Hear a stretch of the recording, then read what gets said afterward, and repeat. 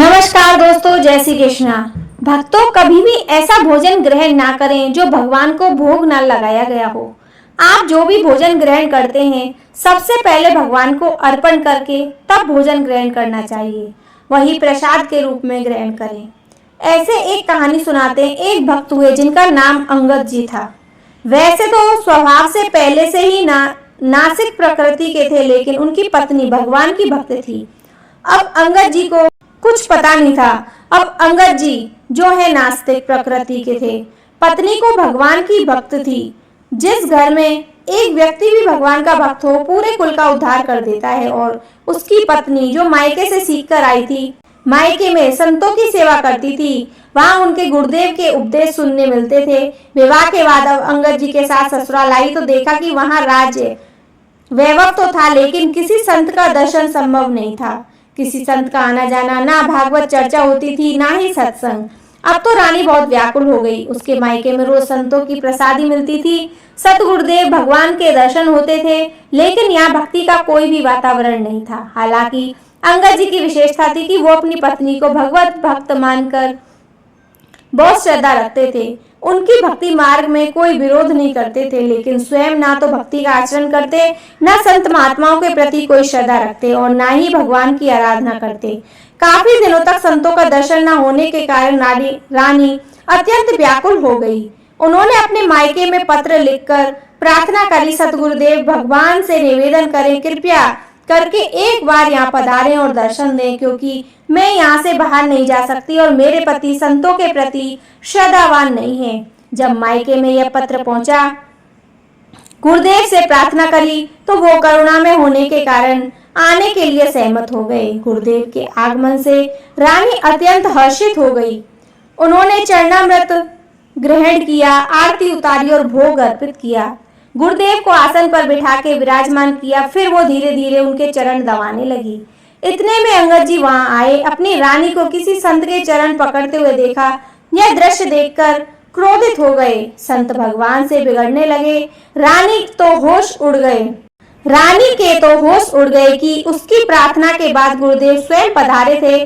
अब उसके पति उनका अपमान कर रहे हैं, लेकिन गुरुदेव ने रानी को देखकर शांत रहने का संकेत दिया। फिर उठे और वहां से चले गए। रानी ने दृढ़ प्रतिज्ञा करते हुए कहा कि अगर अब मैं अपना जीवन नहीं रखूंगी जहां पर मेरे गुरुदेव भगवान का अपमान हो, ना तो मैं तुम्हारा स्पर्श करूंगी और ना ही तुमसे वार्तालाप करूंगी, ना ही तुम्हारे घर का अन्न जल ग्रहण करूंगी। मैं अपने शरीर को नष्ट कर दूंगी, क्योंकि मेरे बुलाने से मेरे गुरुदेव यहाँ आप पर आकर मेरा मान रखा था, पर यहाँ पर उन्हें अपमान मिला। अंगद जी अपनी पत्नी पर अत्यंत आसक्त थे। उनकी प्रतिज्ञा सुनकर उनका हृदय व्याकुल उठा। उन्होंने भी अन्न जल त्याग दिया। कई दिन बीत गए। वो अपनी पत्नी के चरण पकड़ के बोले, तुम जानती हो तुम्हारे बिना मैं नहीं जी सकता।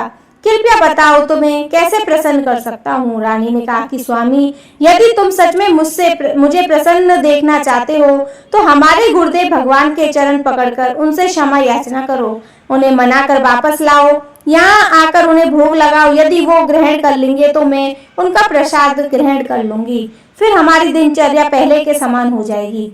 अंगद जी की भक्ति भाव से नहीं, बल्कि अपनी पत्नी के प्रति आसक्ति के कारण उनके गुरुदेव के पास गए। उन्होंने चरण पकड़कर क्षमा मांगी। संतों का स्वभाव ही करुणा में होता है। कितनी भी बार कोई अपमान करे, लेकिन जब कोई सच्चे हृदय से दंडवत करता है तो सहज कृपा कर देते हैं। गुरुदेव उनके साथ जाने के लिए मान गए। दोनों ने मिलकर चरण धोए, भोग लगाए, अपने चरणामृत ग्रहण किया। हालांकि अंगद जी यह सब भक्ति में नहीं, बल्कि अपनी पत्नी को प्रसन्न करने के लिए कर रहे थे। लेकिन जैसे ही गुरुदेव का चरणामृत ग्रहण किया, उनके हृदय में पश्चाताप होने लगा और वो सोचने लगे, मैं कितना नास्तिक रहा, संतों के प्रति कितनी दुर्वासना रखता था, और देखो ये संत कितने कृपालु हैं। अब उनकी बुद्धि जो पहले विपरीत चिंतन करती थी, अनुकूल चिंतन करने लगी। उन्होंने पत्नी से कहा, हमारा अब तक का जीवन व्यर्थ गया, कृपया मुझे बताओ भक्ति कैसे करनी चाहिए। धीरे धीरे ठाकुर जी की सेवा में सहयोग देने लगे। अब बिना भोग लगाए कुछ भी ग्रहण नहीं करते थे। वर्षों से उनकी दिनचर्या बन गई। पहले ठाकुर जी को भोग लगाना, फिर केवल प्रसाद ही ग्रहण करना। साथ ही अंगद जी ने 4 पार्षद नियुक्त किए, जिनका कार्य था जहाँ भी संत दिखाई दे उन्हें घर बुलाकर भोग लगाएं। अंगद जी वीर पुरुष थे, राजा के भतीजे भी थे। एक बार उन्होंने किसी राजा ने उन पर आक्रमण कर दिया। विजय प्राप्त कर उनका मुकुट जीत के अंगद जी फिर से वापस आए और विजय प्राप्त की। उस मुकुट से एक हीरे जड़े हुए थे, जिसमें हर हीरा अत्यंत बहुमूल्य था। अंगद जी ने विशेष हीरे का मूल्य महत्व ज्ञात था। उन्होंने शेष जीते हुए हीरे विजय प्राप्त राजा को लौटा दिए। फिर अमूल्य हीरा अपने पास रख लिया कि हीरा जगन्नाथ जी के मुकुट पर जड़ेगा।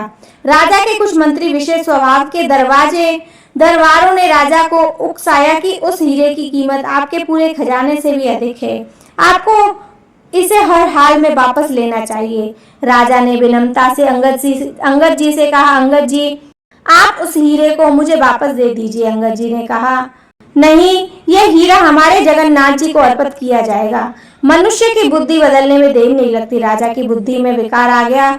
उन्होंने ठान लिया कि मेरा भतीजा अंगद मान नहीं रहा है, इसको मार दिया जाए, क्योंकि उसके चाचा थे। उन्हें सीधे जाना उचित नहीं लगा, वरना दरबार में निंदा होती। राजा ने षड्यंत्र किया। उसने अंगद की बहन को राजमहल की रसोई तैयार करती थी अपने कक्ष में बुलाया और अपने पक्ष में करने का प्रयास किया। राज परिवार में भोजन अत्यंत दिनों लोगों द्वारा बनाया जाता था। अंगद जी की बहन इसी कार्य में लगी थी। राजा ने उसे लालच देते हुए कहा कि जितना तुम धन चाहोगे उतना दूंगा, बस तुम अंगद जी के भोजन में विष मिला दो। राजा ने अपने सामने विष लाकर उसे दिया, उसे भोजन में मिलवा दिया। अंगद जी को षड्यंत्र का कोई आभास नहीं था। जैसा उनका नियम था, उन्होंने भोजन को पहले ठाकुर जी को अर्पित किया, फिर भोग लगाया, फिर भोजन खुद ने किया। अंगद जी की बहन, जो प्रतिदिन उसके साथ बैठकर भोजन करती थी, अचानक घर से गायब कर दी गई। अंगद जी ने पूछा, बिटिया कहाँ है? उसे बुलाओ। बहन कहाँ खेलने चली गई? अंगद जी ने दृढ़ता से कहा, जब तक वो नहीं आएगी तब तक मैं भोजन नहीं करूंगा। उसके शब्दों का गहरा प्रभाव उसकी बहन पर पड़ा। वो विचार करने लगी, जो व्यक्ति मेरी पुत्री से इतना प्रेम करता है, क्या मैं उसे विष देकर मार सकती हूँ? उसने रोते हुए कहा, भैया भोजन ग्रहण मत करना। अंगद जी चौंक गए और फूट फूट कर रोने लगी। राजा ने मुझे प्रलोभन देकर प्रेरित किया है, मेरी बुद्धि भ्रष्ट हो गई थी, मैंने इस भोजन में विष मिला दिया है।